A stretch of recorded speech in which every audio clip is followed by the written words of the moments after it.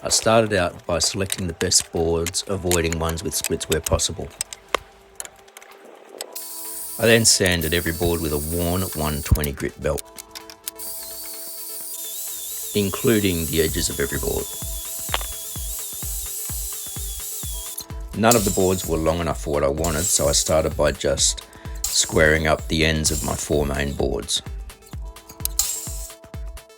Rather than doing any difficult subtraction, what I ended up doing was placing the board down with the tape measure on it and extending it until I got to 1500 on the end of the MDF.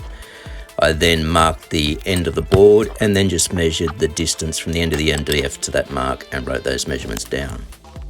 Those individually cut boards were then laid out to select the best facing side.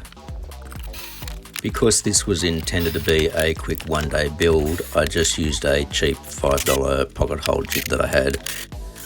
I drilled the holes into the bottom boards so that the open side of the hole would be facing downwards and wouldn't collect water, possibly leading to rot later on.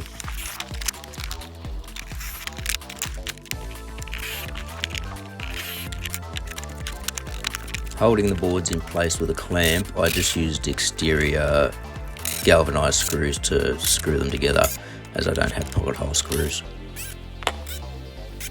I marked my exterior dimensions onto the MDF, and placing the sides there just took a measurement of what was left. I measured and cut one piece and then used that to mark out the remaining 3.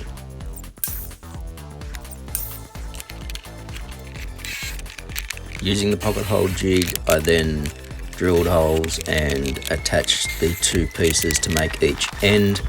Once they were in one piece, I then drilled pocket holes into the end grain for attaching to the long pieces. Making sure that the ends were flush with the sides, I assembled the main box.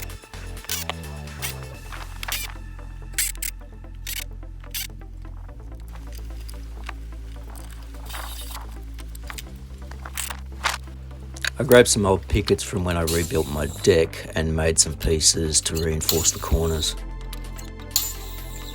I sanded the majority of the paint off them just so they weren't so stark and wouldn't stand out as much. Marking the positions of the screws was based on where the pocket hole screws were, because I wanted to avoid them wherever I could, obviously. I then drilled and countersunk and attached again with the exterior screws.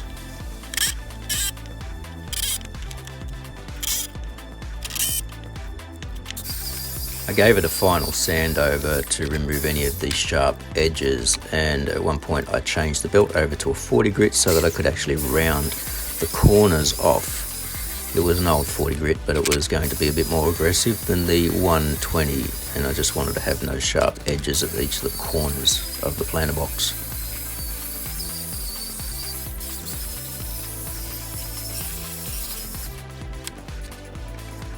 I finished the planter box with a beeswax furniture wax.